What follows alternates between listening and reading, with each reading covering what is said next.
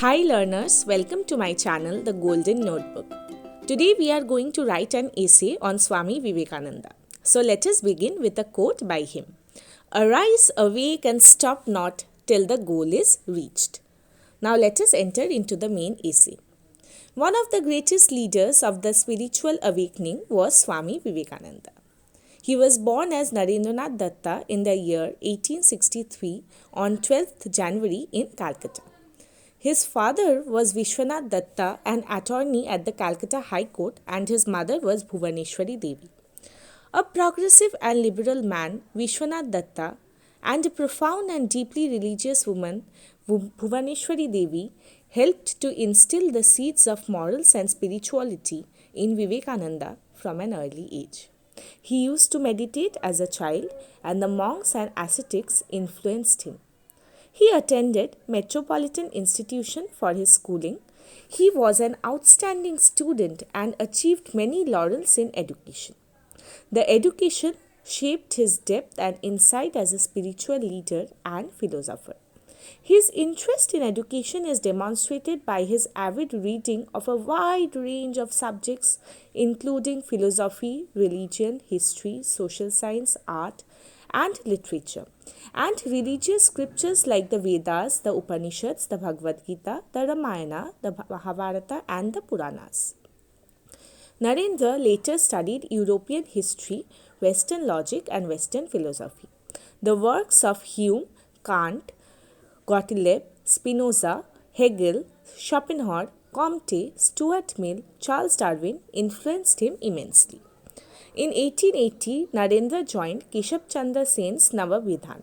It was during this time he cultivated interest in Western spiritual ideas, philosophies, art, etc. Narendra's search for God began.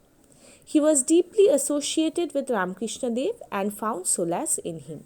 He renounced everything and accepted Ramakrishna as his spiritual guru.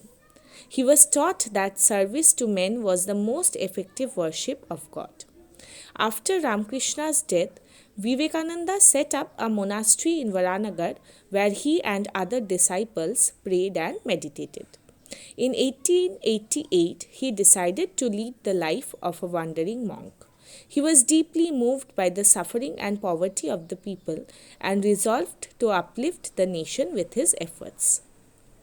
Narendra left Bombay for Chicago on 31st May 1893 with the name Vivekananda, which is a combination of the Sanskrit words Viveka and Ananda, which means the bliss of discerning wisdom.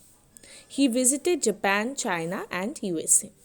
The Parliament of Religion took place in September 1893, where Vivekananda participated and articulated his thoughts about India and Hinduism. He overcame his initial nervousness and gave an outstanding speech starting with, "Sisters and brothers of America." He talked on universal brotherhood and tolerance. He received ovation for deliverance of his ideas in the meeting. He quoted the shloka, "Whosoever comes to me through whatsoever form, I reach him. All men are struggling through paths that in the end lead to me," which summed up the essence of the meeting. He was an intelligent orator and became influential after his speech in the Parliament of Religions. He returned to India in 1897 after touring across several countries. He worked for the upliftment of the people, elimination of the caste system, promoted science, and addressed massive poverty. On 1st May 1897, Vivekananda founded the Ramakrishna Mission for social service in Calcutta and focused on Karma Yoga. He again visited West in 1899, and this time he was accompanied by Sister Nivedita, who was his ardent disciple. He established Vedanta societies. He believed that worship of God can be done by worshipping man, as man is an incarnation of God himself. He advocated cosmopolitan approach and Unitarianism. For him, education was a system of self-development to form character, strengthen mind and behavior. He emphasized on women education and empowerment. He used to say, where women are respected, there are good delight, and where they are not, their all works and efforts come to naught. He emphasized harmony between Western science and Indian Vedanta. Vivekananda, the monk and spiritual leader, contributed immensely to the cultural awakening and the spiritual renaissance in India. Unfortunately, his health started deteriorating and he left for heavenly abode on 4th July 1902 at Belur while meditating. Thank you everyone for listening to the essay. I hope you all liked it. Please like, comment, share and subscribe to my channel. See you again with another video. Goodbye till then.